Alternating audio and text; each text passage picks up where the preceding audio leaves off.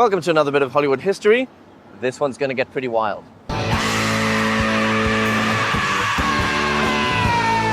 One of the things I love about LA is you can find some random building and it's going to have some crazy story associated to it. So we're on the Sunset Strip.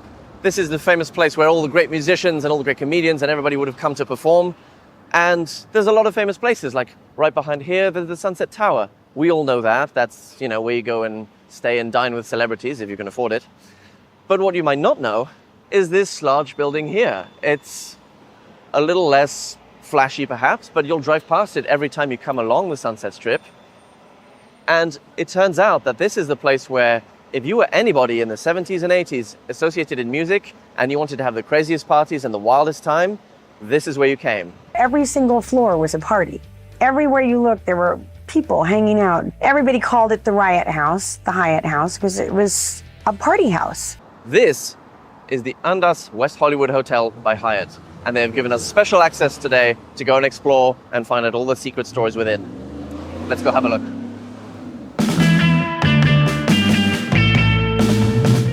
The infamous nickname, the Riot House, the Riot Hyatt. Oh, perfect. It's still there. Still references the Riot House.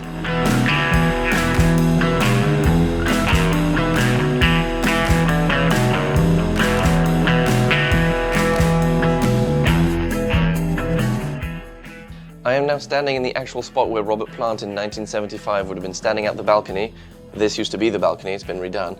But he would have stood here proclaiming to the street down below on Sunset, "I am a golden god."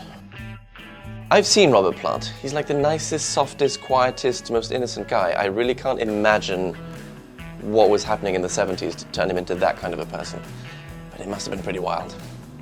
Whenever Led Zeppelin was in Los Angeles, they chose to stay at the relatively luxury-free Continental Hyatt House on the Sunset Strip. We, of course, could have stayed anywhere with the money that we had, but we just preferred that hotel. They always used to rent the whole top of the Hyatt House. As the lift door opened, foam about that deep.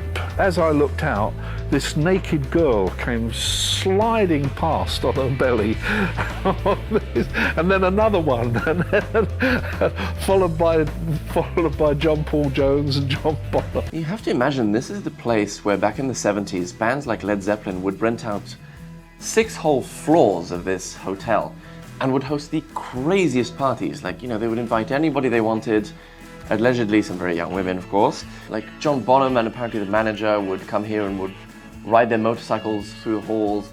And after a while, they used to get so that the manager would actually put you in rooms that needed redecorating so that he would get them paid for. Jim Morrison was evicted when he was living here because he was found dangling from the balcony. The Stones famously threw a TV off the balcony. Okay, you can tell us when. Okay. Okay? Now.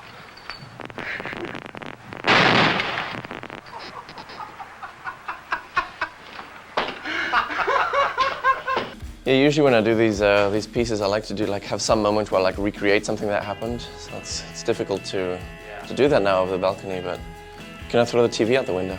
No, you can't. Oh. But we could get you a teddy bear and then you could throw it off the rooftop. I will definitely do that if you'll let me, yeah. Times have changed. Yeah.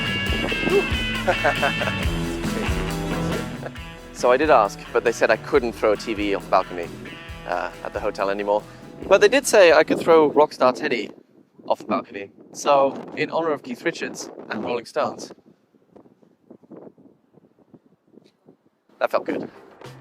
All of that started here, that whole rock and roll era that we think of, smashing guitars on stage, but also just trashing hotels wherever they went, and that whole reputation actually did start at this hotel on the Sunset Strip.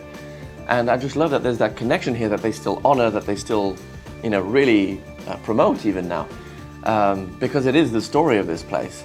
And just that era of the rock and roll gods just running the world, the 70s, which of course just seems so long gone now. It all feels a bit corporate and well put together and modern. That's how things are today. But it's crazy to think that those antics, all belonged right here.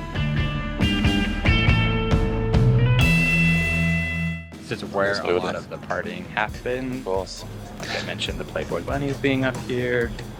You have the infamous Sunset Tower behind you. I did see it said Riot House Rules on the front door. That seemed a bit like a contradiction in terms now. That's, you know, you'd expect a Riot House to Oh yeah, have no rules. have no rules, yeah. That's the evolution of time, right? Yeah, It's just, exactly. You gotta put guardrails. yeah.